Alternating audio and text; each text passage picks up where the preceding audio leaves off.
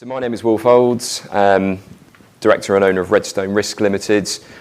Very quick bit of background on me. It won't take too long going through this. I was set up the business a couple of months ago. It's a business that obviously I've owned and set up. And before that, I was a group lead of risk management at Babcock International Group for about 8 years prior to that.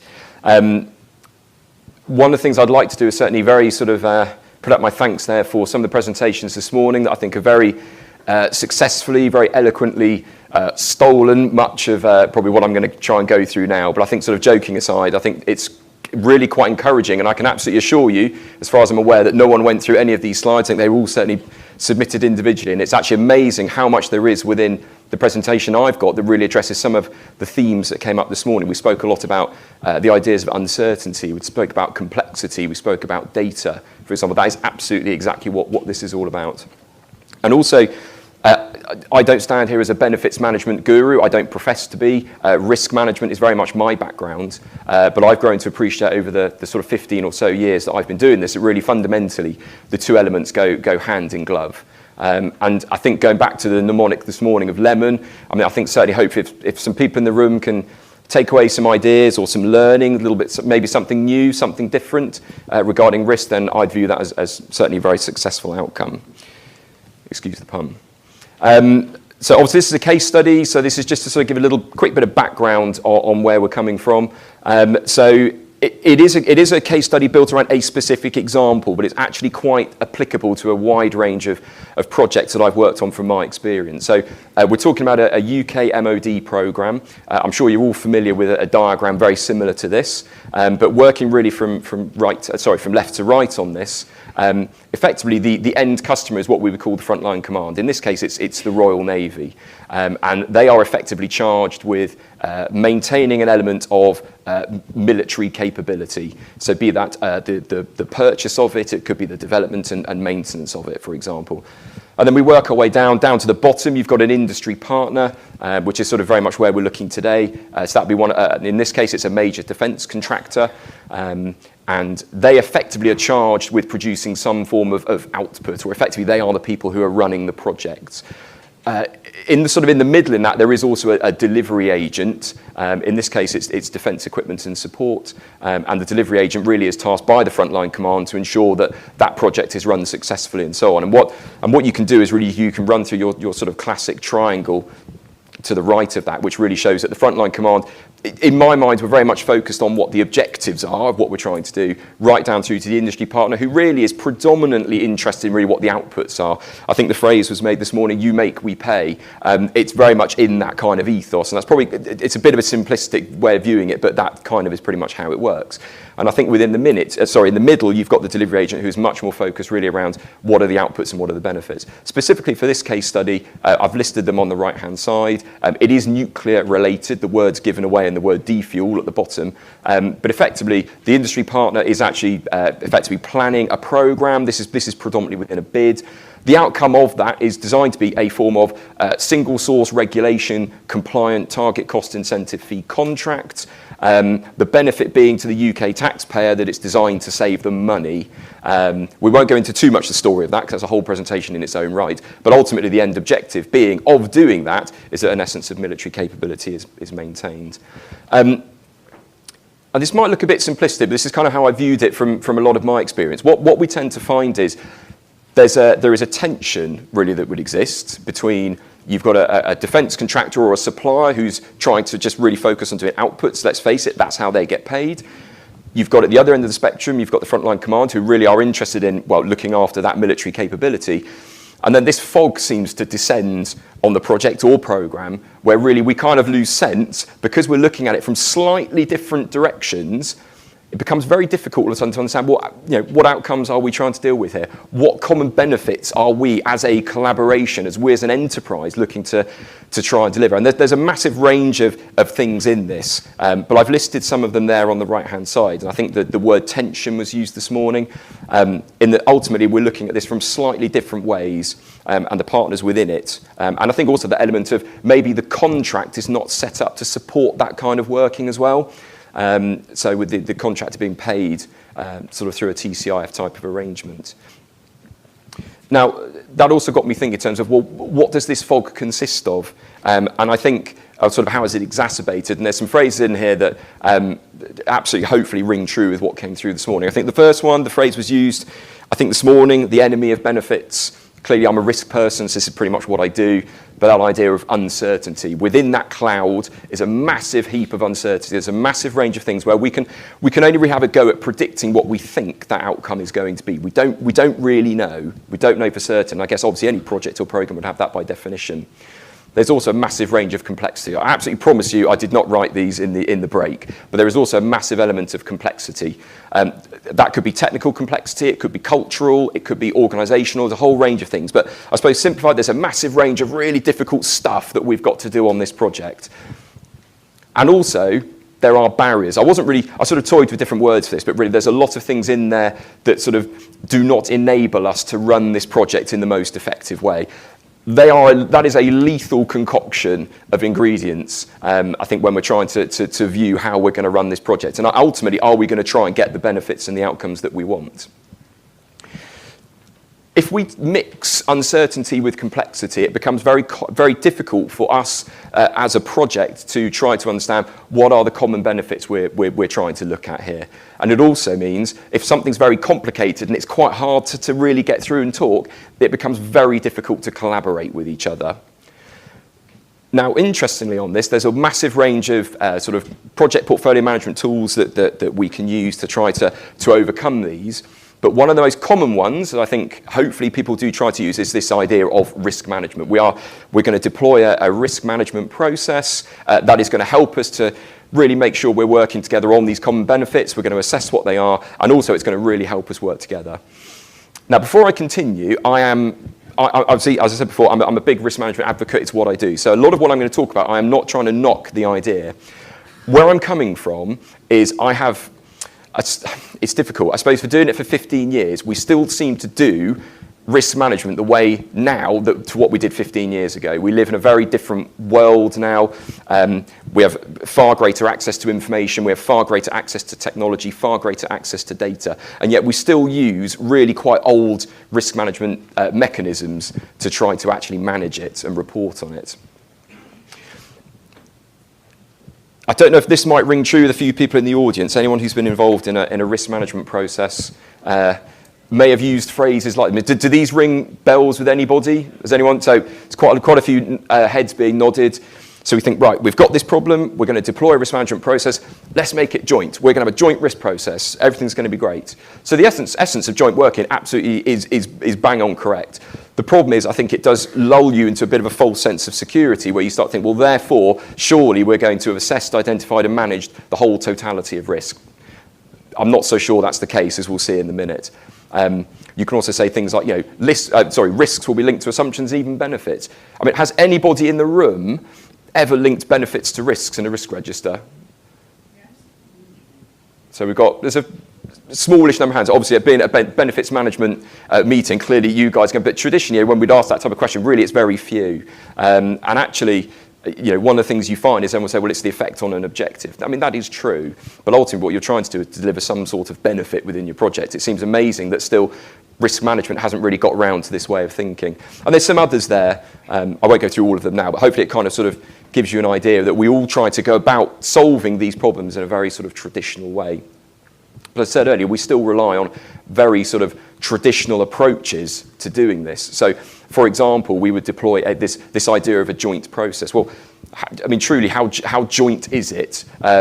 Is it practical? Is it in any party's interest to effectively identify and manage all the risks? Again, with the way a lot of these contracts are set up, it's not necessarily in the defence contractor's interest to do it.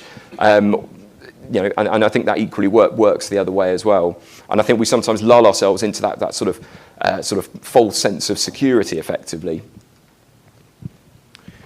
The other one is, I've just put their data repository. It's quite dull. Risk management is quite a dull subject for many people. And I think a lot of that is the fact that actually it is a fascinating subject once you get into the real depths of it. However, the way we go about it, it's just, boring, so boring. I mean, how many meetings have people been sat in where, and this still happens now, where everyone will sit around a table, you'll watch one person sat with a laptop, and they'll be typing into cells in Excel while 12 people sit there and watch them type it on the screen. And I absolutely promise you that the risk review is the first meeting on the list that people will choose not to go to when they've got other things to do. And hopefully that's something that does sort of ring true. And a lot of that really comes down to the fact that we've been quite guilty. What did I say we? I suppose projects, we haven't really made it a desperately interesting subject. We've just made it really, well, we're entering into this joint process, we'll sit around the table, we'll stick some risks in a risk register in Excel, and everything's good with the world, and we'll carry on there. And that's it's a bit of a simplification, but you get the idea. So just to sort of reach back to that case study, and this is really going back to, I think, sort of trying to address those sort of three clouds or the fog that we saw earlier on in terms of the uncertainty, the complexity, and the barriers.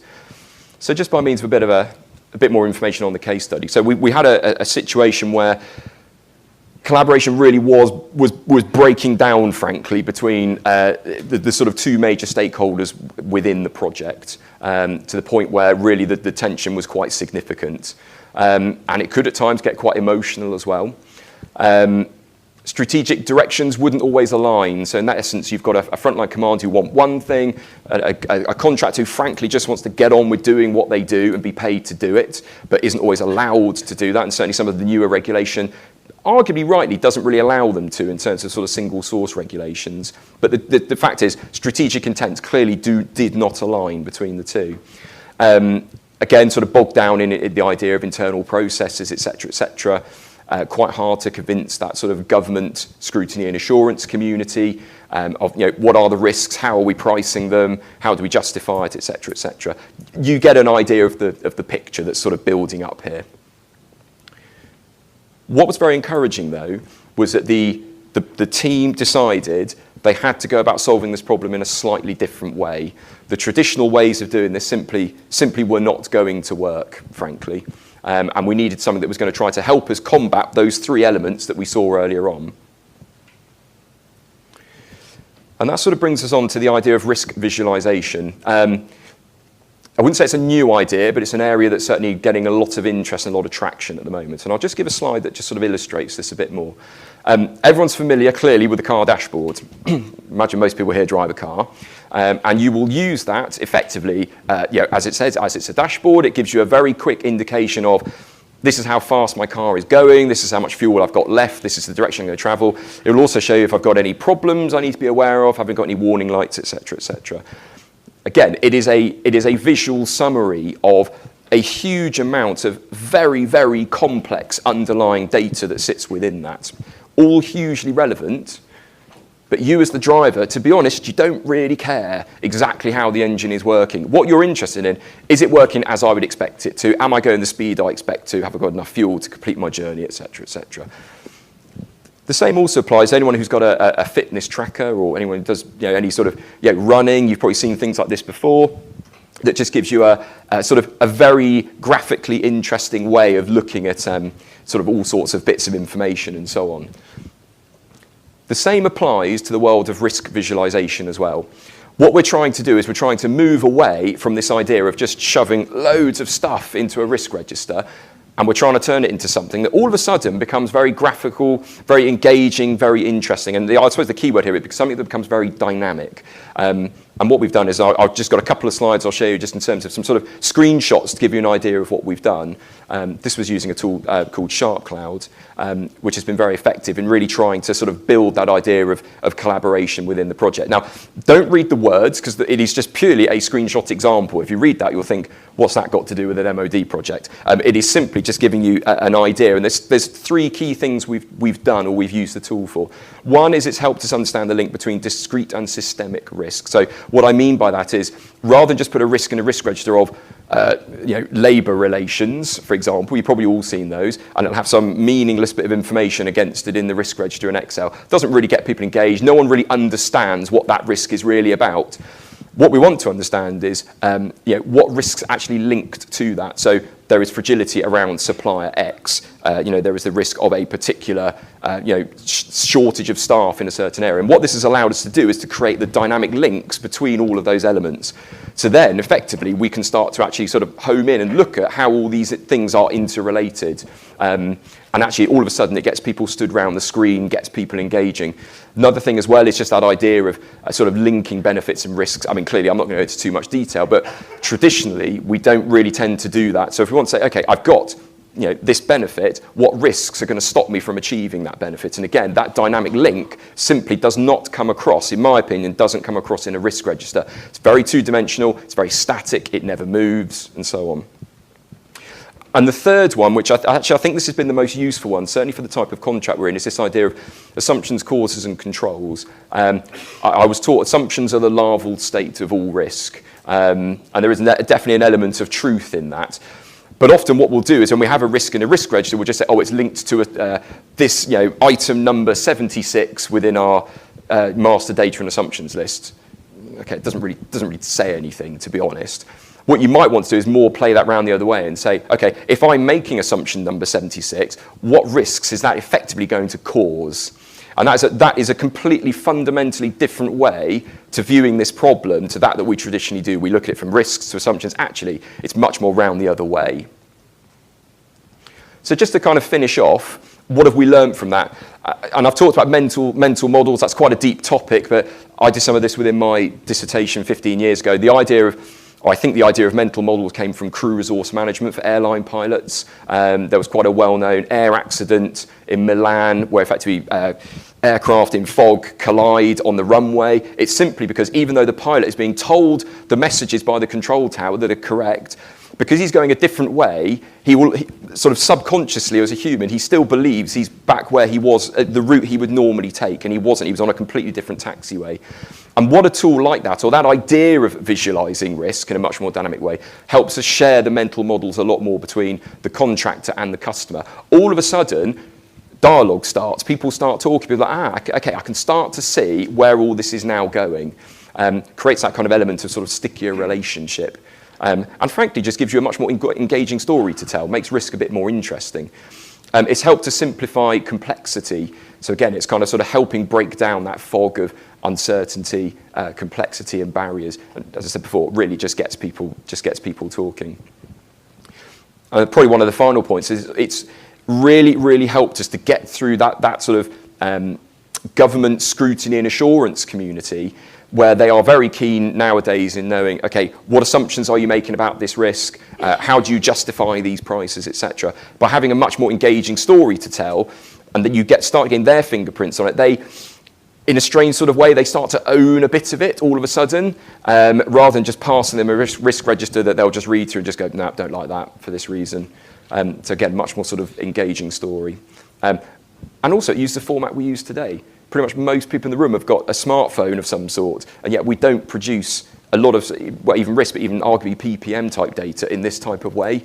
The next generation of people coming through, they will not really want to sit and look at Excel spreadsheets. They will expect it to be in a very graphically rich format. So just a very quick summary, really. I've kind of been through sort of most of these, but again, we had that problem where we had those sort of conflicting approaches between the two. The benefits were becoming very difficult to see, very difficult to realise, but we still carried on all the same. But we didn't want to use the approaches that we've traditionally used really for the last 15 years. We wanted to look at it in a different way. And what we've tried to do is we've got all the data. It's just about putting it into a format that is much more engaging. If you get people talking, you get people collaborating, you're onto a bit more success.